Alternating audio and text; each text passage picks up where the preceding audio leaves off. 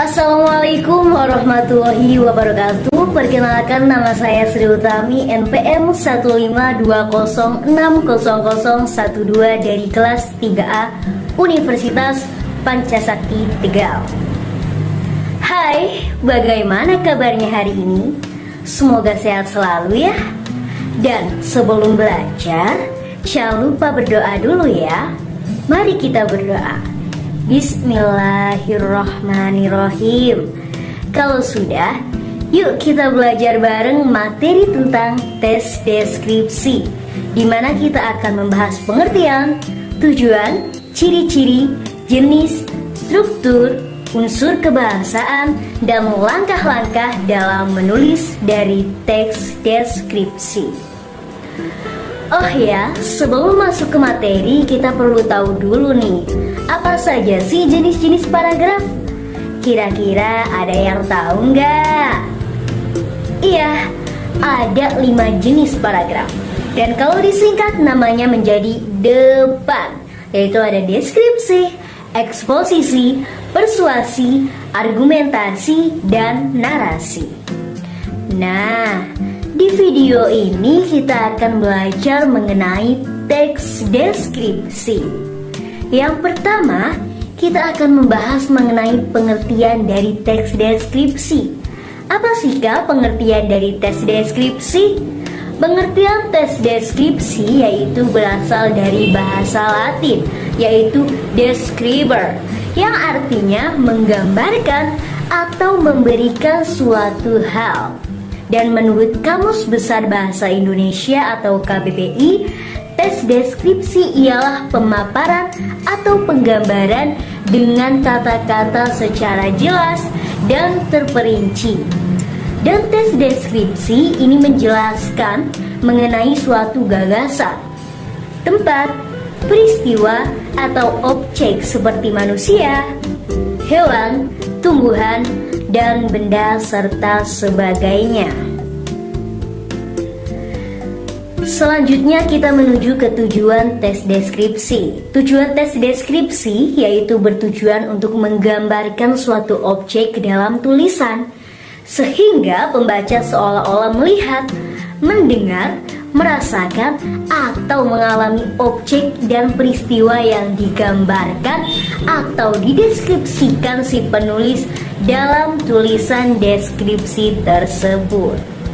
Berikutnya ada ciri-ciri dari tes deskripsi, yaitu yang pertama, menjabarkan atau menggambarkan suatu objek, tempat, atau suasana.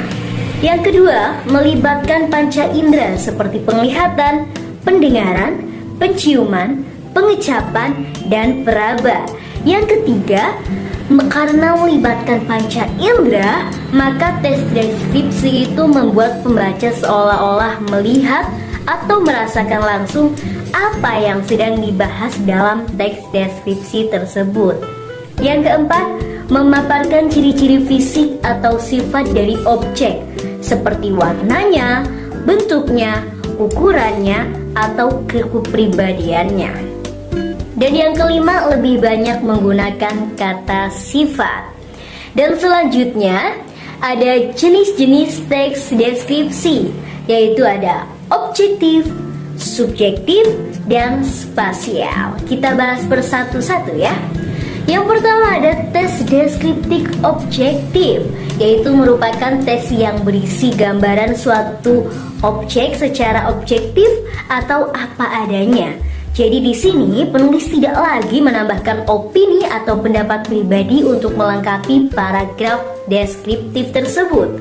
Yang kedua ada tes deskriptif subjektif, yaitu merupakan kebalikan dari tes deskriptif objektif, yaitu tes deskriptif ini justru mengharuskan penulis untuk menggambarkan keadaan sesuai dengan apa yang dilihat dan dirasakan penulis, atau dengan kata lain itu penulis sangat boleh untuk menulis pendapat atau opini pribadinya dalam menjelaskan sesuatu teks tersebut. Kemudian yang ketiga ada tes deskriptif spasial, yaitu dibuat berdasarkan ruang dan waktu. Artinya dalam teks ini bisa menjelaskan suatu ruangan, benda atau tempat dari berbagai penjuru, dari luar, dalam, atas, dan bawah dengan detail dan spesifik. Kemudian kita akan membahas struktur teks deskripsi. Apa saja sih Kak struktur teks deskripsi? Nah, ada 3 struktur teks deskripsi, yaitu ada identifikasi, deskripsi bagian, dan simpulan atau kesan. Kita bahas satu persatu ya. Yang pertama, identifikasi. Identifikasi dalam teks deskripsi dilakukan dengan memaparkan informasi umum suatu objek kepada pembaca. Tujuannya untuk memberikan pemahaman awal sebagai gambaran bagi pembaca dalam memahami data dan fakta yang akan disampaikan pada bagian teks deskripsi bagian. Yang kedua, teks deskripsi bagian. Deskripsi bagian merupakan bagian utama dari karangan deskripsi yang menyajikan fakta dan data yang dirincikan berdasarkan tanggapan penulis. Rincian dapat berisi bagian dari objek seperti ukuran, warna, bentuk, suara, atau sifat. Yang terakhir ada simpulan. Simpulan atau kesan berisi kesan umum penulis terhadap objek yang dideskripsikan. Nah, seperti itu. Masih semangat nggak nih? Masih dong ya. Ayo kita lanjut membahas mengenai apa saja sih kaidah kebahasaan teks deskripsi. Ada 4 loh kaidahnya. Yang pertama adalah penggunaan kata depan. Kata depan adalah kata yang menghubungkan kata benda dengan bagian kalimat. Adapun kata depan yang digunakan pada teks deskripsi adalah kata depan di, ke, dari, dan pada. Yang kedua ada penggunaan kata khusus hiponim. Kata khusus atau hiponim adalah kata yang memiliki arti atau makna yang cakupannya sempit atau terbatas. Yang ketiga ada penggunaan kalimat bermajas. Kalimat bermajas adalah salah satu bentuk gaya bahasa untuk mendapatkan suasana dalam sebuah kalimat agar semakin hidup dengan membandingkan atau menyamakan dengan objek yang lain. Kemudian yang keempat adalah penggunaan kalimat serapan panca indera. Dalam teks deskripsi itu berisi kalimat yang seolah-olah dapat dilihat, didengar, atau dirasakan. Wow, menarik sekali ya Kak. Terakhir kita akan bahas apa nih? Terakhir kita akan bahas langkah-langkah menulis teks deskripsi. Apa aja itu Kak? Yang pertama yaitu memilih tema atau topik dengan menentukan objek yang ingin dideskripsikan. Yang kedua, mengadakan pengamatan atau observasi terhadap objek yang ingin dideskripsikan.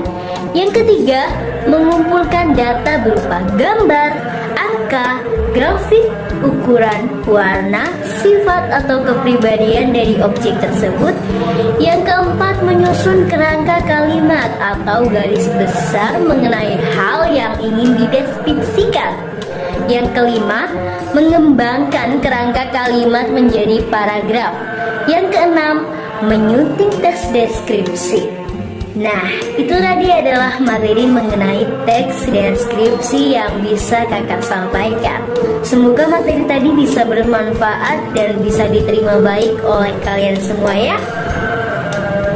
Dan mungkin itu saja yang bisa kakak sampaikan. Oh ya, jangan lupa tetap patuhi protokol kesehatan di masa pandemi seperti ini. Tetap pakai masker, jaga jarak, dan jauhi kerumunan.